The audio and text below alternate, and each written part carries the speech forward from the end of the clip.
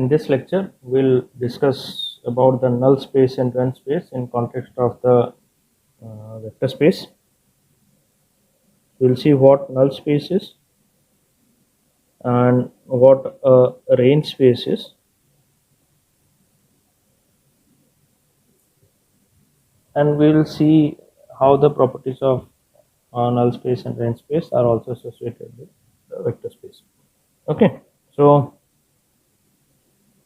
null space and range space are found with respect to a linear transformation that is defined over a vector space. Okay, so if you want to identify null space and range space, then you need to have it associated with some linear transformation that on the vector space. Okay, so null space and range space are associated with the linear transformation on a vector space. So consider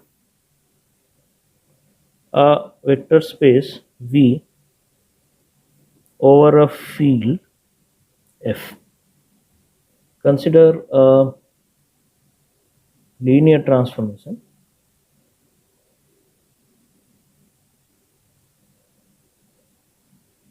A on the vector space V.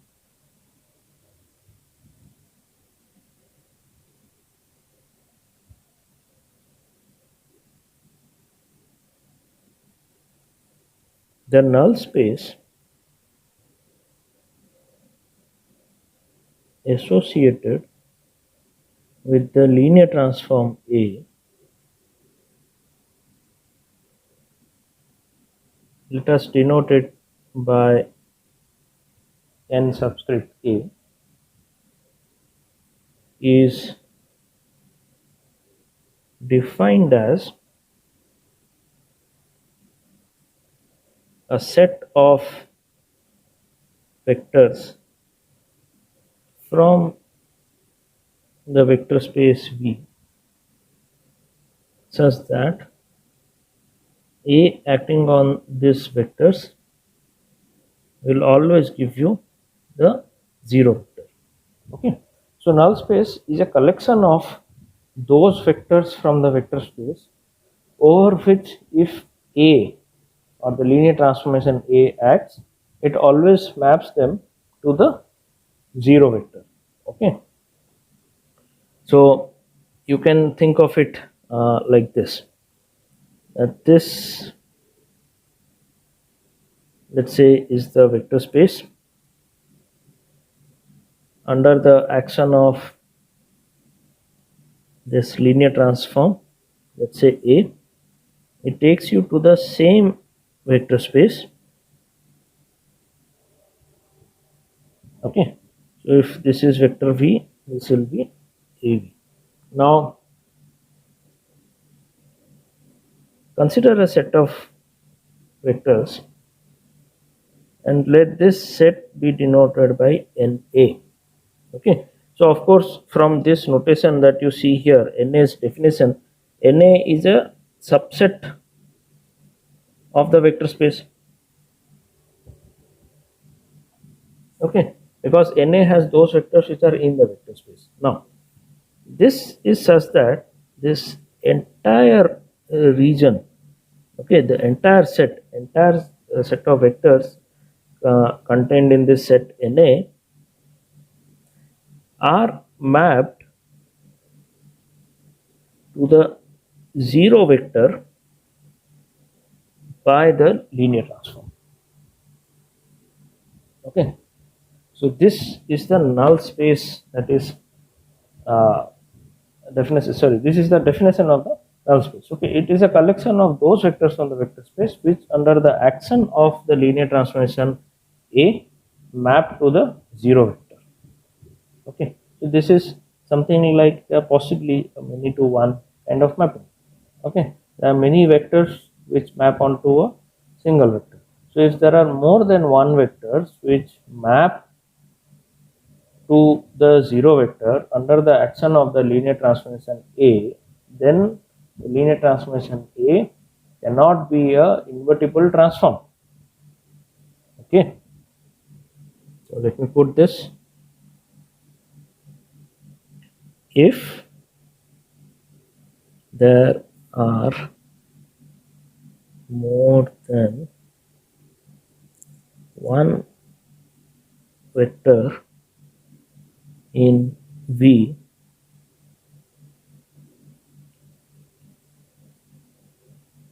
that maps to the zero vector in V under the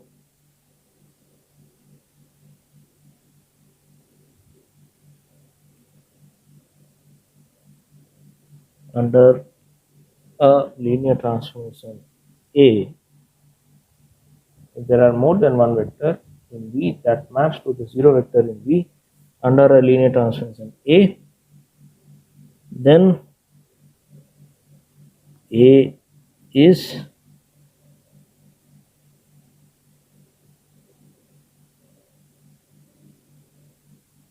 non-invertible. You can also make a similar statement, which is this.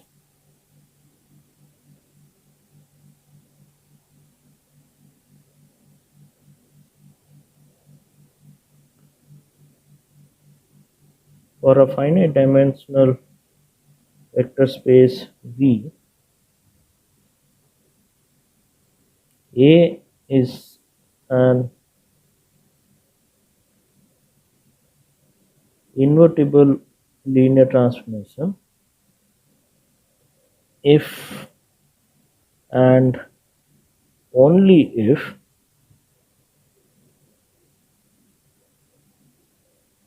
the null space of A.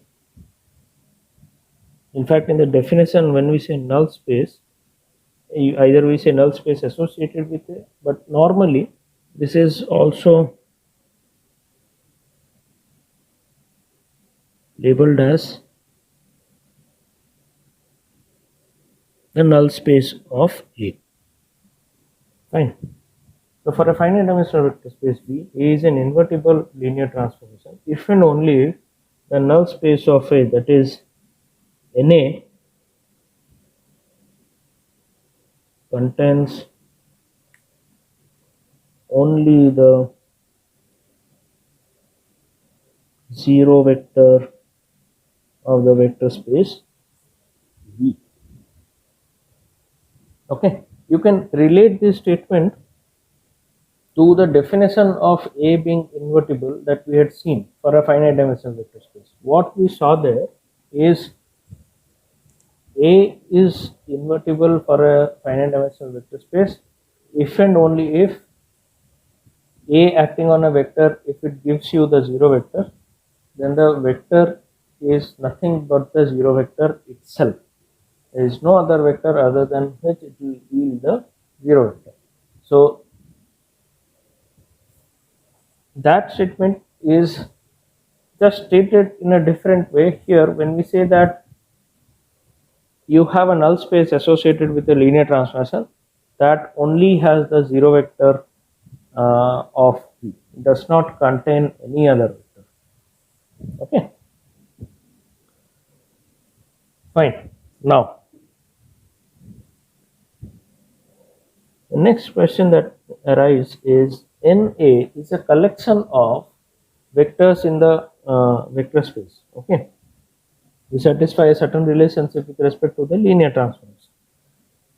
Is the null space associated with A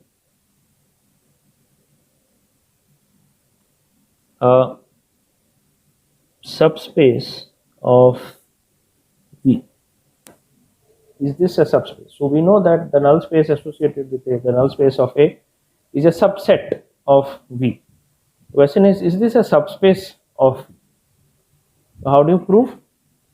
So consider a pair of, consider any pair of vectors from the null space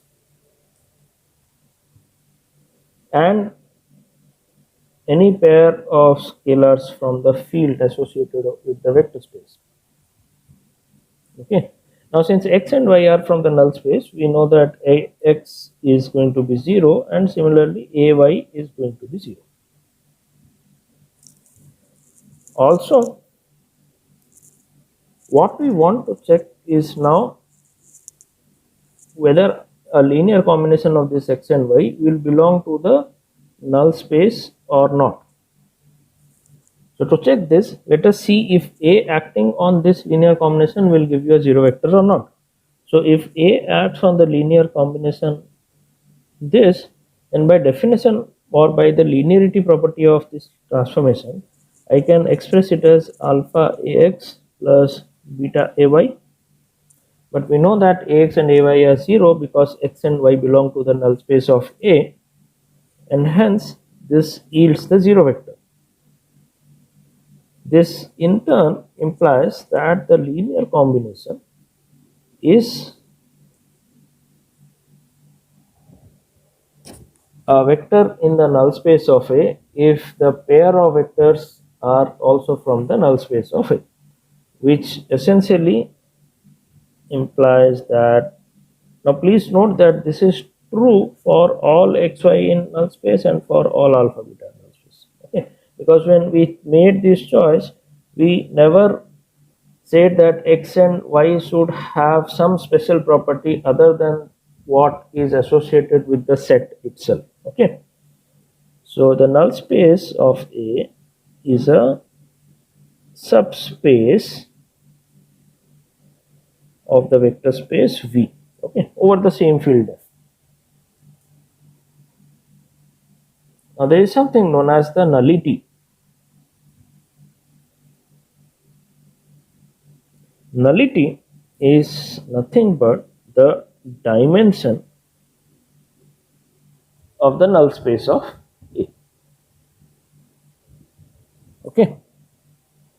So how do you find the dimension of a subspace?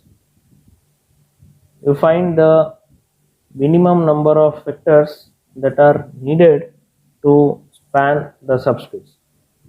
Then that number of vectors that you have chosen would be linearly independent, and that number would also turn out to be the dimension. Okay. So this is what you actually have. Now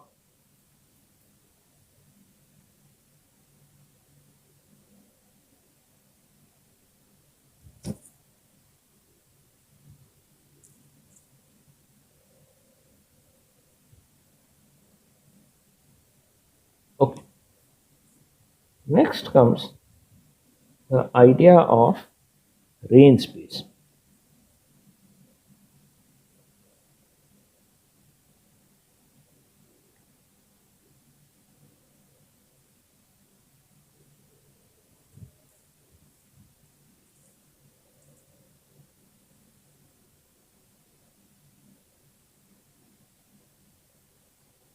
The range space of the linear transformation A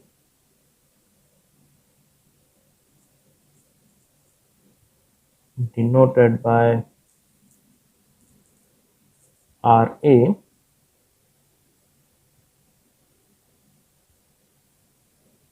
is defined as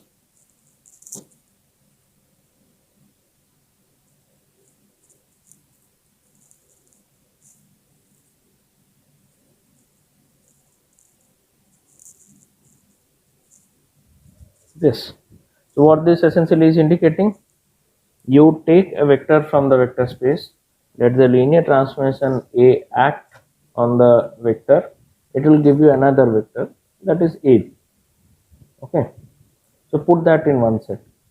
Let us say that the set is R, put that in set R. Similarly, then you take another vector from the vector space, let A act on it, put that vector, whatever you get, that is again a part of Ra. So Ra is nothing but the collection of all those vectors from the vector space such that they are the result of the action of the linear transformation A over the vectors of the vector space. Okay.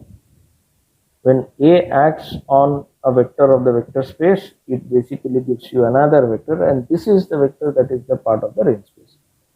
We also know that when A acts on the vector from a vector space, since A is a linear transformation, it always gives you back a vector in the same vector space. So the range space is a subset of V.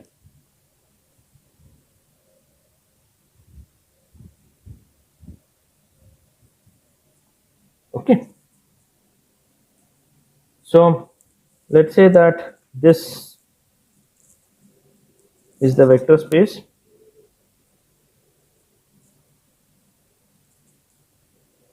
the same vector space, and a vector V from A maps onto a vector AV.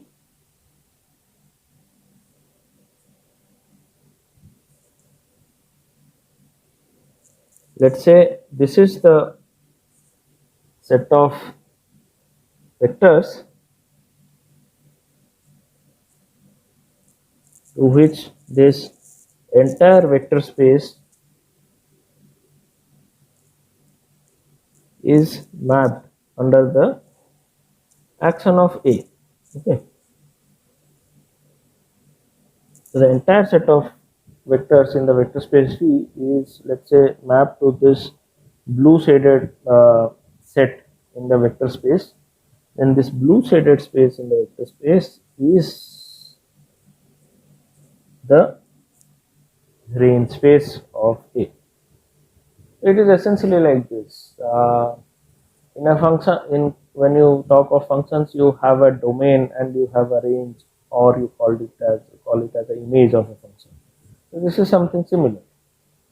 Here the vector space itself is the domain of the linear transformation A, and the range space lies in the vector space, but it is a subset of the vector space.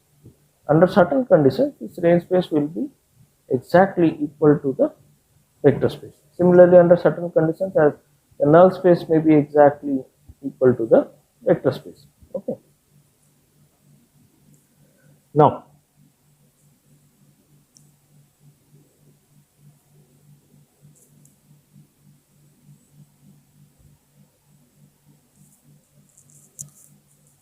is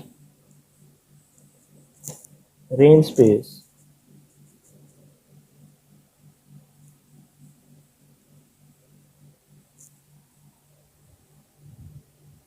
a subspace of the vector space?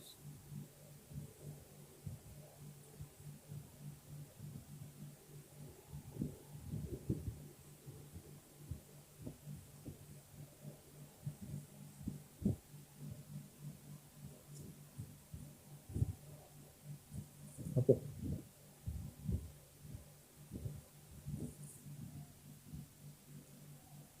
Is this true? So how do you verify this? So for this, consider two vectors x and y in the range space of A. Now, because x and y belong to Ra, that means there are vectors, let's say Vx. Because of this assumption here, that means there exist vectors Vx, Vy in V respectively, such that x is nothing but A acting on Vx and y is nothing but A acting on Vy.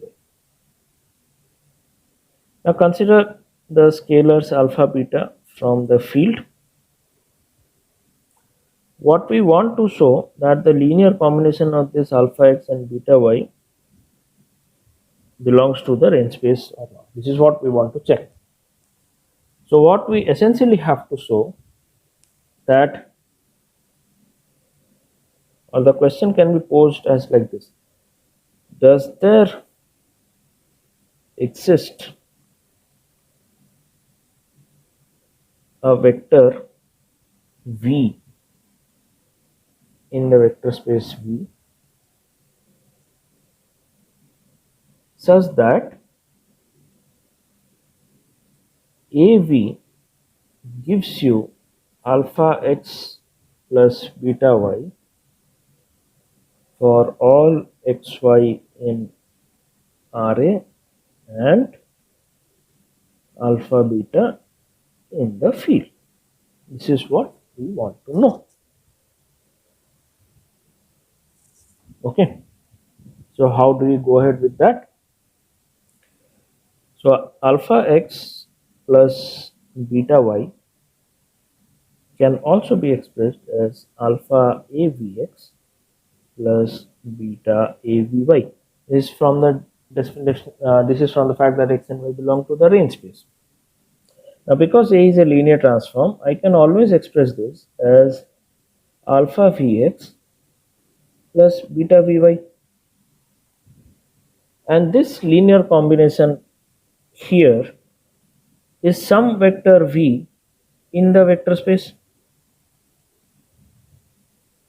right? Which is, I can express this as this. So what I'm showing is if I take two vectors from the range space, then I can show that the linear combination of these two vectors, there corresponds a vector in V such that A acting on the vector V gives you this linear combination alpha x plus beta y, which indicates that alpha x plus beta y belongs to the range space A. Okay, and please note that this is true for all alpha beta in the field and for all xy in the range space, for any pair of xy that you take and any pair of alpha beta that you take from the field, xy being from the range space and alpha beta from the field. Okay, so therefore the range space is a subspace of the vector space V.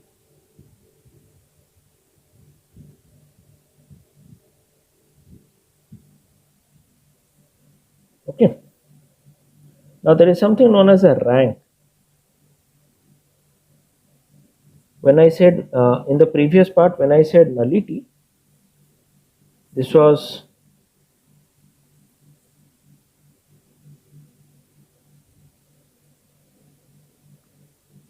the nullity of the linear transformation A, the same as the dimension of the null space of A. Similarly, we have something known as a rank of the linear transformation A, and this is nothing but equal to the dimension of the range space of A.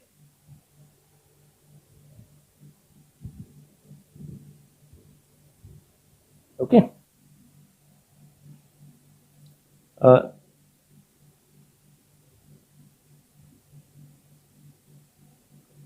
linear transformation on a vector space V over a field F is invertible if and only if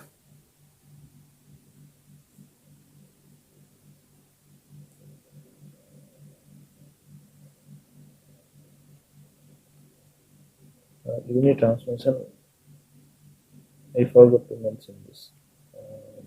Let me write it. A linear transformation A, if and only if the rank of A is equal to the dimension, I'll add to this, on a finite dimensional vector space. A linear transformation A on a finite dimensional vector space V over a field F is invertible if and only if the rank of A is equal to the dimension of the vector space. So this is again similar to the invertibility of definition of the linear transformation A for a finite dimensional vector space, where we said that a linear transformation A over a vector space V is invertible if and only if for every vector y in the vector space V, there exists a vector x in the vector space V such that y is equal to ax. This is what we had seen in one of the definitions of invertibility of linear transformation or finite dimensional vector space. And this is what it is following from.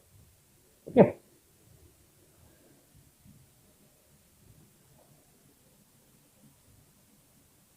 Now,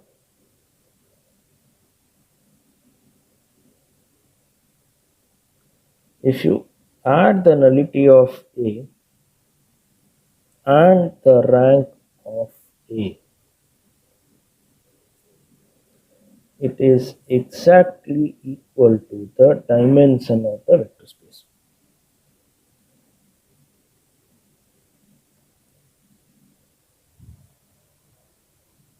Okay.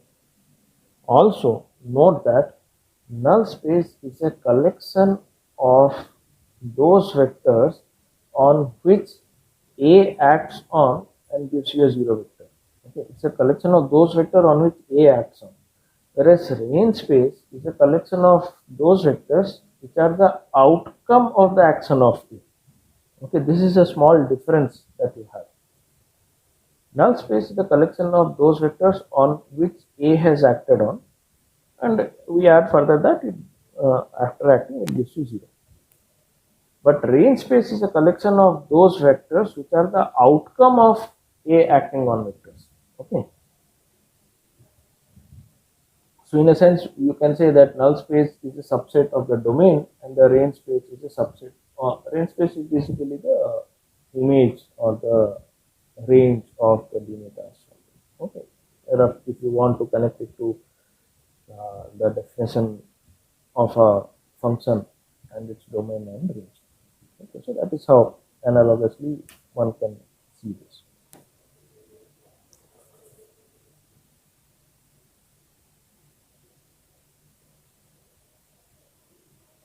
Okay, we'll stop here. Thank you.